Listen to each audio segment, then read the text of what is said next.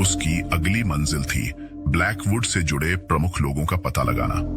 इस बीच उसे यह भी समझ में आ गया था कि यह मामला केवल पैसे और सत्ता तक सीमित नहीं था, बल्कि इससे कहीं ज्यादा गहरा था। यह एक वैश्विक साजिश थी जिसमें रमन को घसीटा जा रहा था। जैसे जैसे रमन ने मामले की तह तक पहुंचने की कोशिश की, वह खुद को और भी बड़े खतरे में फंसा हुआ पाता था।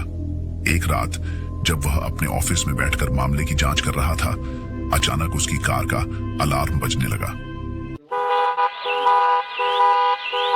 वह बाहर दौड़कर गया, लेकिन जैसे ही उसने कार का दरवाजा खोला, एक तेज धमाका हुआ। गाड़ी में बम था और वह बम ठीक उसी समय फटा जब रमन ने दरवाजा खोला था। वह भगवान की दया से बच निकला, लेकिन अब उसे यह महसूस हुआ कि ब्लैकवुड सिंडिकेट रमन को एक चेतावनी दे रहा था। रमन के पास अब दो ही विकल्प थे। एक तो वह इस मामले को छोड़कर अपनी जान बचाए, या फिर वह इन अपराधियों के खिलाफ खड़ा होकर इसका पर्दाफाश करे। उसने सोचा, मेरी जान को खतरा तो है ही, तो क्यों ना मैं इस खेल को खत्म करने के लिए हर कदम उठाऊं। इस सुबह रमन ने मीडिया में एक खुलासा किया। उसने ब्लैकवुड के खिलाफ जानकारी देते हुए उनकी गिरोह के नेटवर्क के बारे में एक प्रमुख रिपोर्ट जारी की। रिपोर्ट में वह सारी बातें थीं जो उसने विशाल की फाइल से निकाली थी। रमन को अब यह पूरा यकीन था कि अब ब्लैकवुड उसे हर हालत में चुप करवा लेगा।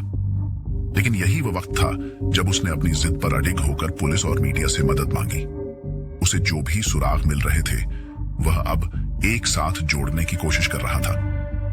फिर एक दिन जब रमन अपने घर लौट रहा था, उसे एक गुमनाम पैकेज मिला।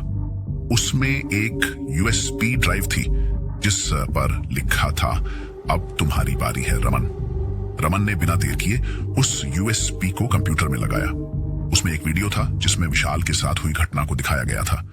वीडियो के अंत में विशाल की आवाज गूंजी, तुमने वह सब समझ लिया है रमन, लेकिन असल खेल अब शुरू हुआ है। ध्यान रखना, हर कदम पर तुम्हारे साथ एक अजनबी खड़ा होगा जो तुम्हें तुम्हारी मौत तक ले जाएगा। यह एक चेतावनी थी, लेकिन रमन को अब डर नहीं लग रहा था। उसने ठान लिया था कि अब वह ब्लैकवुड को उजागर करेगा, चाहे जो भी हो।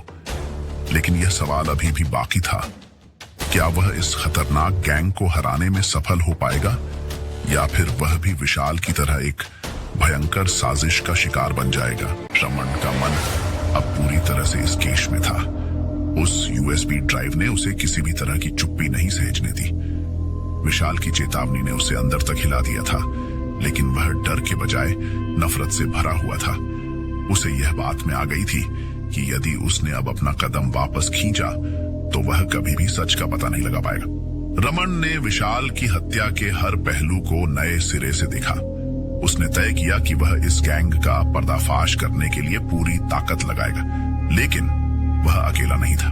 उसने अपने विभाग की विशेष टीम और अन्य भरोसेमंद अधिकारियों की मदद ली, लेकिन साथ ही मीडिया के कुछ लोगों से भी अपनी योजना साझा की ताकि वह गैंग के खिलाफ एक और मजबूत मोर्चा बना सके।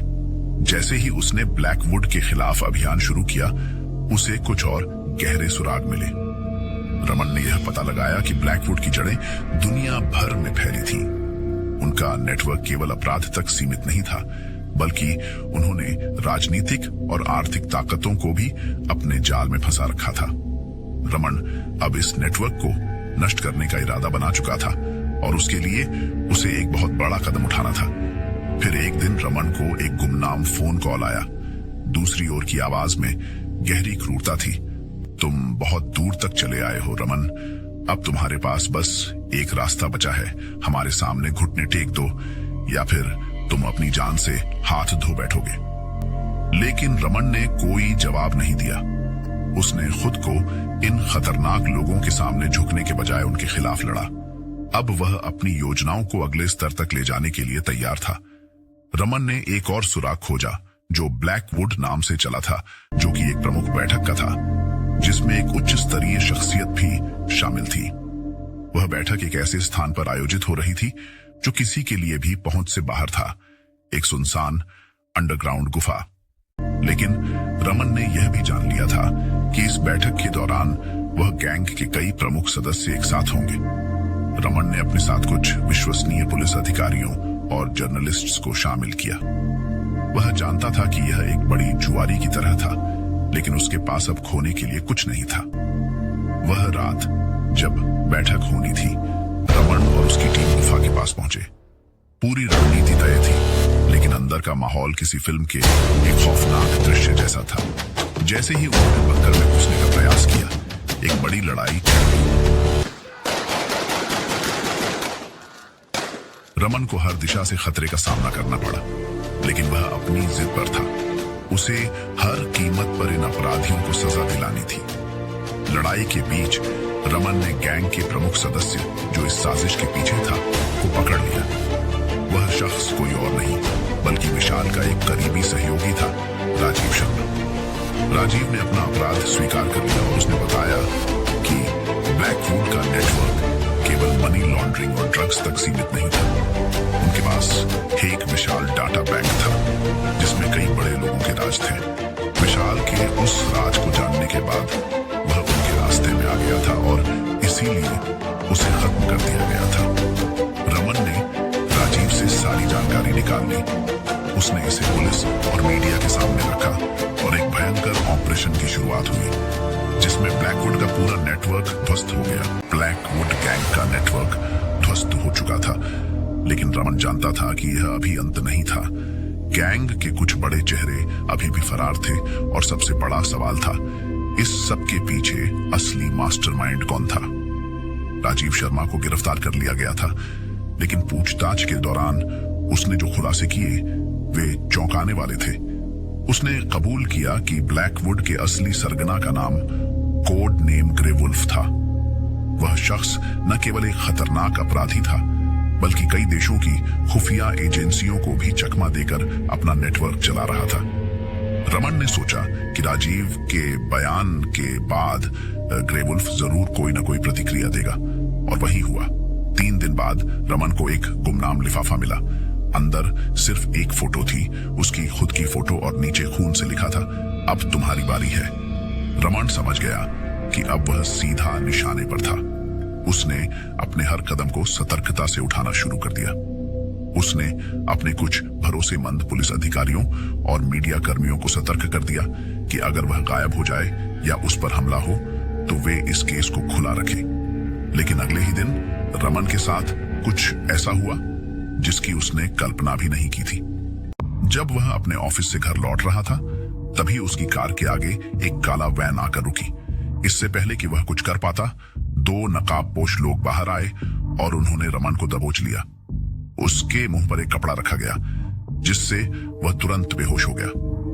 जब उसे होश आया तो वह एक अंधेरे कमरे में बंधा हुआ था। सामने एक स्क्रीन लगी थी और उसमें एक आदमी की परछाई दिख रही थी। उसकी आवाज ठंडी और सख्त थी। रमन यादव, तुमने हमारे रास्ते में बहुत अड़चन डाली। तुम्हें क्या लगा कि राजीव ही सब कुछ था? नहीं, असली खेल अब शुरू हुआ है। रमन ने गहरी सांस ली और कहा, तो तुम ही हो ग्रे वुल्फ? उसने हल्की हंसी सुनी। नाम में क्या रखा है इंस्पेक्टर, लेकिन हाँ, जो तुम खोज रहे हो वह मैं ही हूं। और अब मैं तुम्हें एक ऑफर देता हूं, या तो तुम इस केस से अपने हाथ खींच लो और जिंदा रहो, या फिर मेरी अगली योजना के पहले शिकार तुम बनोगे। रमन ने कोई जवाब नहीं दिया।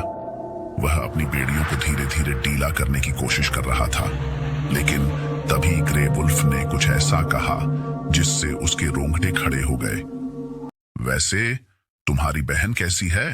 रमन का खून खौल उठा। उसकी बहन साक्षी अभी तक इस पूरे मामले से अनजान थी, लेकिन अब वह खतरे में थी।